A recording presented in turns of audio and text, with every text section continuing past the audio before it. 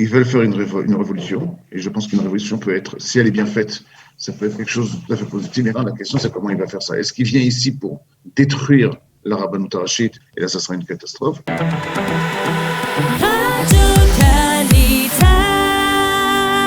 Rav David Mamou, nous sommes en direct sur Radio Kalita. Alors merci d'être avec nous ce matin pour essayer de mieux nous expliquer un peu les mesures, en tout cas les projets de réforme du nouveau ministre des cultes, Matan Kahana. On en parlait dans deux secteurs en particulier, je l'expliquais un peu hier, dans le domaine de la cache-route et dans le domaine de la conversion. Quelle est l'intention qui se cache derrière ce double projet important et presque révolutionnaire, on va dire, de Matan Kahana, qui est un des leaders du parti Yamina?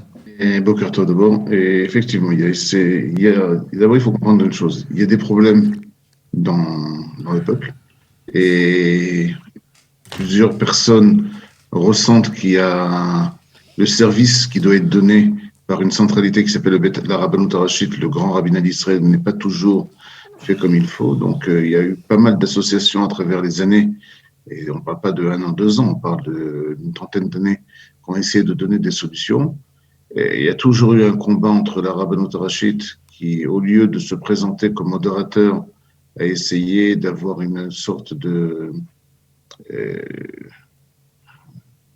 voulait toujours tout chapeauter et être responsable de tout. Donc le ministre essaye aujourd'hui d'utiliser ces associations qui sont très souvent organisées par beaucoup de rabbinim, essayer de leur donner une position dans le pays. Alors, ça veut dire, grosso modo, ça veut dire briser le monopole du grand rabbinat d'Israël, c'est cela?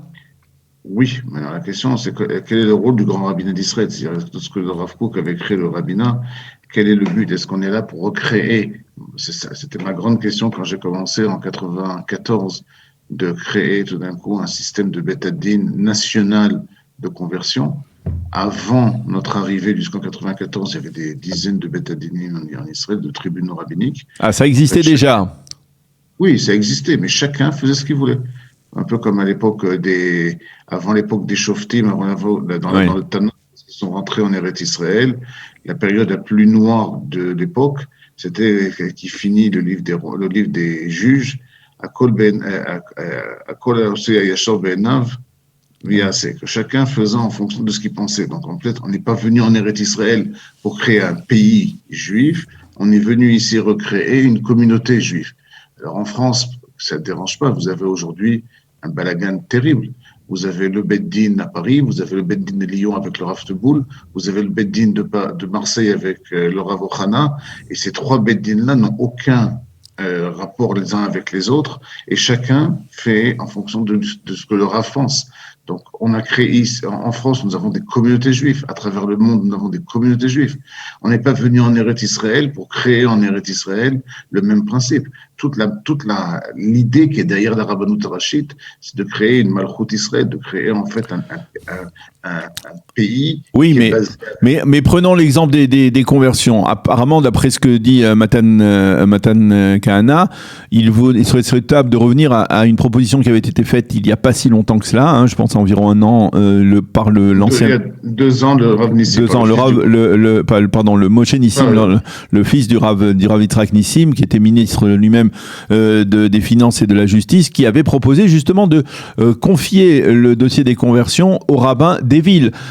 Pourquoi? Parce que, ça serait plus facile, ça accentuerait, ça améliorerait la rapidité du service au niveau de la conversion, et puis naturellement, les rabbinim de chaque ville peuvent connaître plus facilement les membres, les citoyens de leur ville. C'est peut-être plus facile. Est-ce qu'il y a un problème avec cela au niveau du rabbinat, alors que tout cela pourrait être chapeauté par le grand rabbinat d'Israël de la même manière? On a déjà vécu ça. C'est-à-dire que lorsqu'on a créé nous-mêmes ce qu'on appelle le Minal HaGiur en 94, que j'avais été nommé directeur, et on a essayé en fait de centraliser la conversion, parce que ce qu'ils essaient de faire aujourd'hui, c'est que toutes les personnes qui ne peuvent pas se convertir au Beth Din, c'est pas que le Beth Din les refuse, c'est qu'ils n'ont pas un niveau minimum de pratique des mitzvot, ou qu'ils ne veulent pas. C'est pas qu'aujourd'hui les Beth Dinim refusent des personnes. Si quelqu'un veut se convertir et qui est israélien, je précise bien, parce que tout de suite les gens ils vont me dire je vis pas dans la réalité. Si quelqu'un est touriste, si quelqu'un n'a pas de nationalité israélienne, c'est extrêmement difficile de se convertir en Eretz Israël. Ça, je suis d'accord, et ça, je l'admets. Et pourquoi? Parce que il faut comprendre que la conversion donne la possibilité à la nationalité. On est un pays qui donne la possibilité à n'importe quel juif à travers le monde, ce qu'on appelle le Chok HaShvut, la loi du retour, de revenir en Eretz Israël. Lorsque Daniel, toi-même et moi-même, nous avons fait notre aliyah après avoir étudié à la yeshiva, on était après notre bac, ils nous ont vérifié, et je trouve ça tout à fait normal, d'abord qu'on était juif. Toi-même, fils du Rav, et moi-même, je me rappelle très bien, quand j'ai fait mon aliyah, j'ai dû aller voir le Beth Din de Paris et demander un papier pour être juif. Donc pourquoi un juif, on vérifie cette tzitziot, on vérifie si effectivement il appartient au peuple juif. Maintenant, c'est pas seulement qu'il appartient au peuple juif, la loi du retour est quand même assez élargie. Vous avez la possibilité des enfants de pères juifs ou de grands-pères juifs qui apportent un papier du consistoire et qui veulent monter en Eretz Israël, ils ont le tapis rouge. C'est-à-dire qu'une personne qui arrive... Ils peuvent avoir la nationalité israélienne, mais on le sait, ils ne sont pas juifs selon, au niveau de la halakha. Sur ça, le grand rabbin d'Israël, ça de fait, si quelqu'un qui est israélien veut se convertir, ce qu'on appelle Zera Israël, le rabbin Salem en avait beaucoup parlé, a écrit un bouquin là-dessus, un livre qui s'appelle Zera Israël, le Beth Adin Rabbani reçoit toutes ces personnes les bras ouverts. Maintenant, là où il y a beaucoup de problèmes aujourd'hui au Rabbanout, c'est qu'est-ce qui se passe avec les touristes qui veulent en fait, à travers leur conversion, recevoir. C'est pas possible que chaque personne dans chaque ville fait sa politique. Il faut que la politique elle vient d'un endroit qui est mercasi, qui est central et qui arrive. Donc maintenant, il faut comprendre une autre chose. Si vous avez la conversion, on parle de juge, on parle pas de Rav Ir. Toute personne, et moi-même qui étais directeur de plus de 11 Erkevim, c'est-à-dire 11 Beddin par semaine, combien de fois, lorsqu'on faisait le Kenes Dayanim, une fois par an, on se retrouvait en tant que congrès rabbinique, et j'étais pas là pour enseigner aux juges, ils étaient tous juges, moi je ne suis pas juge, j'étais directeur. Et il faut qu'il y ait une question de psychologie, de comprendre qui on fait rentrer dans le Ham Israël et qui on fait pas rentrer. Alors, ça vient du grand rabbin d'Israël. D'accord. Alors, je voudrais pas qu'on reste, parce qu'on a parlé ces derniers jours de conversion déjà ici sur Radio Kalita. Je voudrais aussi qu'on revienne sur le problème de la cacheroute, mais peut-être essayer de mieux comprendre l'intention de Matan Kahana. Lorsque Matan Kahana présente ses deux projets de réforme, y compris au niveau de la cacheroute, dans lequel il propose tout simplement de confier le dossier de la cacheroute, de privatiser la cacheroute. Est-ce que quelque part, il n'y a pas des dangers concernant, on va dire, pour les prochaines années, pour les prochaines générations, des risques que ça soit un marché qui soit totalement ouvert et qui ne soit plus contrôlable, alors que jusqu'à présent, même si la Rabbanout Harashit, on peut lui faire énormément de reproches, et reproches de ne pas être peut-être accessible, d'être parfois trop orthodoxe, est-ce que finalement, est-ce qu'il y a un danger à privatiser ce genre de service? Personnellement, pour la cacheroute, je suis tout à fait pour. Je pense que le rôle du rabbin Harashit doit être modérateur. Le grand rabbin doit donner de la même façon, des principes d'halakha sur lesquels on va définir c'est quoi la possibilité, qu'est-ce qui est considéré comme kasher et qu'est-ce qui est considéré pas comme kasher. Vous connaissez, vous l'avez sûrement interviewé ces jours-ci, le Rav Michael Ben Amron, qui a ouvert un ulpan de conversion. Je parle pas de conversion, je parle de kashrut. Et il a ouvert un ulpan de conversion pour les francophones à Jérusalem.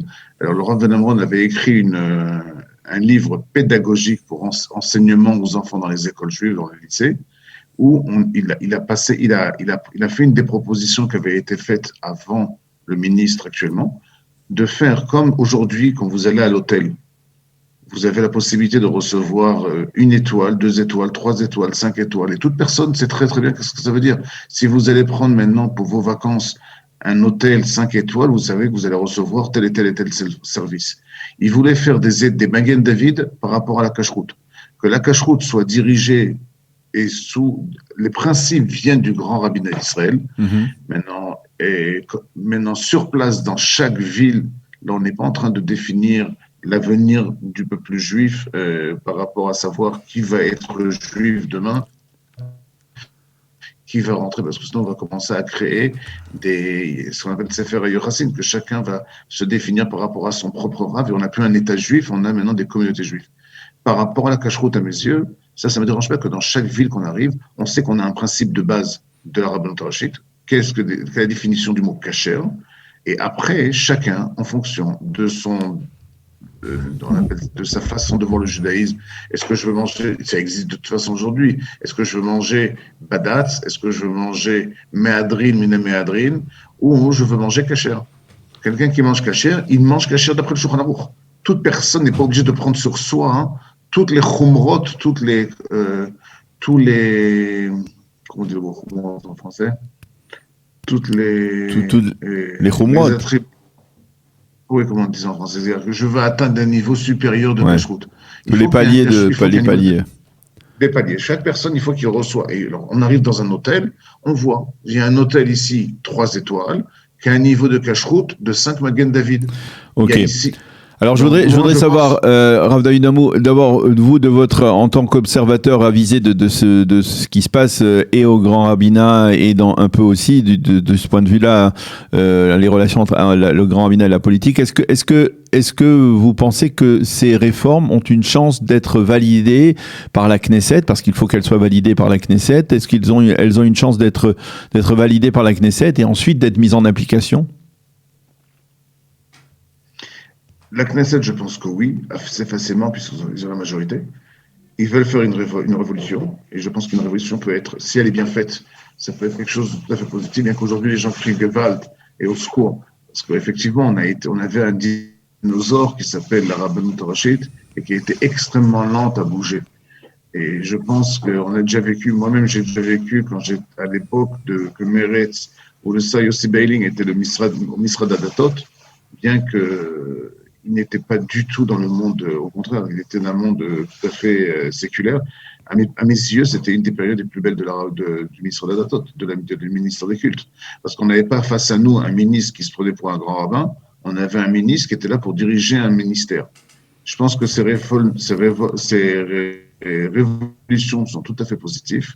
Et maintenant, la question, c'est comment il va faire ça. Est-ce qu'il vient ici pour détruire la Rabbanut Rashit, détruire tout ce qui se passe autour de nous, et essayer de rendre comme le monde réformiste quelque chose qui n'a plus aucune valeur et plus personne ne va suivre, et là ça sera une catastrophe. Si la révolution se fait intelligemment, de comprendre, de savoir quelles sont les personnes qu'il va nommer, quelles sont les personnes qui va donner la possibilité et de pouvoir donner un service à travers le peuple en fonction d'une loi nationale. Moi, ce qui est toujours important, c'est que je voudrais qu'il y ait que tout vient d'un Rav Rashi, d'une seule personne qui met une ligne. Aujourd'hui, si quelqu'un veut être médecin en France, eh bien, il y a quelque chose il y a une université qui définit quelle est la définition d'être médecin. On ne peut pas maintenant, moi je vais créer mon école et chez moi on va faire médecine. Au niveau de on peut pas donner à n'importe qui de faire n'importe quoi. Eh bien, Rav David Mamon, on l'a bien compris. Merci beaucoup pour avoir été très clair sur votre positionnement par rapport à ce projet, ce double projet de réforme initié par Matan Kahana, le ministre des cultes Matan Kahana. Merci d'avoir été avec nous. Bonne journée. Shabbat shalom. Shabbat shalom.